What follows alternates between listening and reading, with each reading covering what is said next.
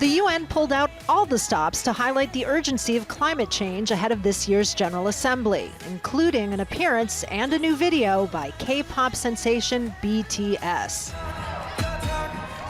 But the real work took place in an informal meeting hosted by the UK's Prime Minister Boris Johnson, along with the UN Secretary General Antonio Guterres. Brilliant. Well, thank you very much, Antonio. Sweden and Denmark came through with new financial commitments, putting the international community closer to reaching its goal of $100 billion in climate finance for developing countries.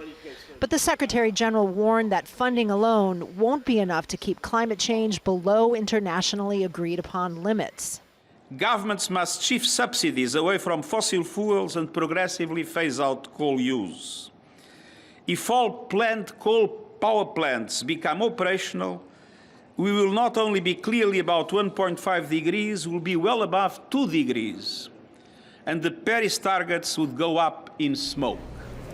Off-camera, UN officials will tell you that more funding from the United States and less reliance on coal by China are crucial to meeting targets set out by the Paris Climate Agreement. And so far, neither are guaranteed. China, now the world's largest economy behind the United States, uses more coal than any other country and has plans to build even more factories. What do you say to the developing world when you ask them about coal? Funding is one thing, but to ask them to cut coal when countries like the United States and the United Kingdom built their economies on fossil fuels, how do you convince them to do that? You can do it, is what I say. You can transit away from coal.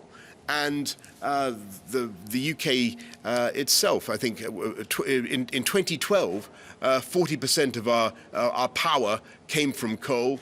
It's now less than 1%. When I was a kid, it was 70%. And that's partly because of gas, but it's mainly because of the arrival of clean, green renewables. But the clock is ticking towards COP, the next major climate conference scheduled in November. And without major commitments, many fear it will be the same old song and dance. Kristen, Saloomey, Al Jazeera, the United Nations.